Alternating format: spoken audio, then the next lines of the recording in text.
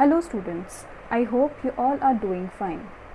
Today we are going to study the next topic of this chapter, solutions, that is solubility of a gas in a liquid. Now almost all gases are soluble in liquid or water, but to different extents, but they are soluble. So how do we define solubility? Solubility of any gas in a liquid, it is defined as the volume of the gas, alright, in cc, the volume of the gas in cc that can be dissolved in unit volume, alright, which is also taken as cc, of the liquid to form a saturated solution at certain temperature and a pressure of 1 atmospheres, alright. So now what is solubility? According to the definition which is given here, that the solubility of any gas in a liquid is the volume of the gas, alright, which is taken in cc, that has to be dissolved in unit volume, which is also taken in cc, of the liquid to form a saturated solution at certain temperature and a pressure of 1 atmospheres. Okay. So in the previous video I discussed about this, that the solubility, it depends on some factors, alright. So solubility of solid in a liquid, it was also dependent on the nature of solute and solvent, then temperature, but it was not dependent on pressure, isn't it? So what is the reason behind this? Why it was not dependent on pressure? Because solids and liquids, they are already compressible, okay. So that is why we cannot compress solids more or liquids more, fine. So pressure does not have any significant effect on the solubility of solids and liquids, but pressure do have a significant effect in the solubility of gases in a liquid, because we know that gases, they are highly compressible. So let's talk about the factors one by one.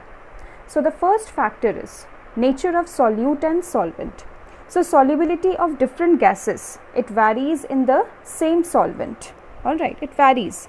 The solubility, it varies from solvent to solvent, and the nature of gases, it also depends on the nature of gas, that is solute. So like gases like hydrogen, oxygen, nitrogen, helium, they gets dissolved in water but to a small extent, okay. On the other hand, some gases like ammonia, NH3, HCl, SO2, they are highly soluble in water, alright. So now, what are the effect of temperature? What is the effect of temperature of solubility of solids in liquids? Now the temperature, what happens to the temperature? You can see here that when you increase the temperature, the solubility decreases, okay. When temperature is increased, solubility is decreased. When you decrease the temperature, solubility, what happens? Increases, okay. So now what is the reason behind this? I have also mentioned it in detail in the previous video, but since we are talking about the solubility of gas in a liquid, so let's talk about this first. So what happens is that when a gaseous system, or you can say when a gaseous solution is heated, the particles, just a minute, when a gaseous solution is heated up, okay, so these are the gaseous particles, isn't it, and we are heating it. By heating, we are increasing the temperature, okay. So the gaseous particles, it gains kinetic energy and it moves inside all over the solution, alright, very rapidly, isn't it?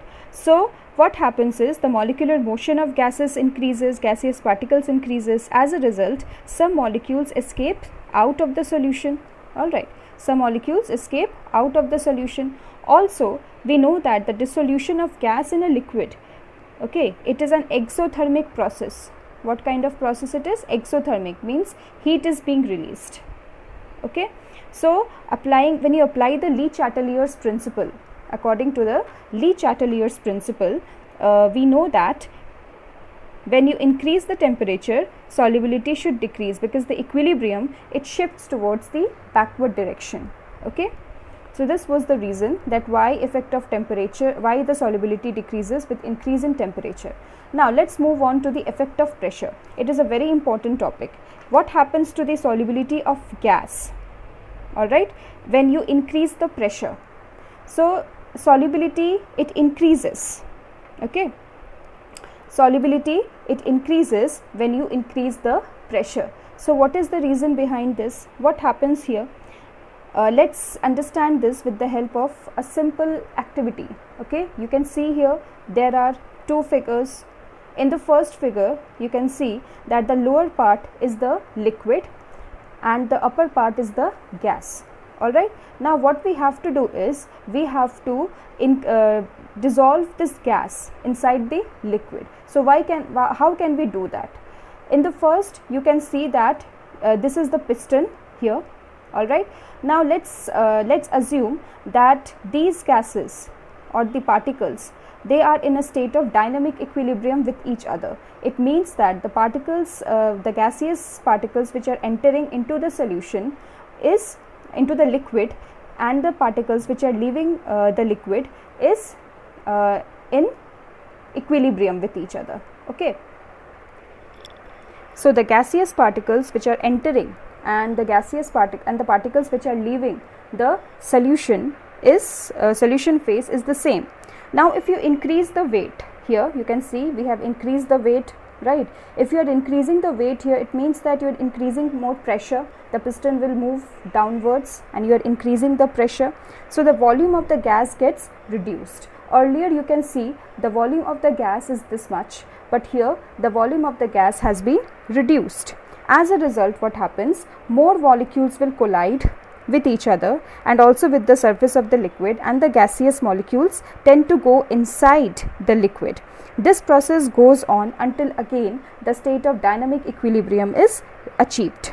Okay, so when gas is compressed, whenever gas is compressed over the liquid at high pressure, more molecules will get dissolved and the solubility increases. Okay, in order to explain the effect of pressure on the solubility of gas, Henry, he derived a relation. Okay, so that we will discuss about in the next topic, in the next video, that is Henry's law. There we will discuss it in detail. So that's all for today's video, students. Have a great day.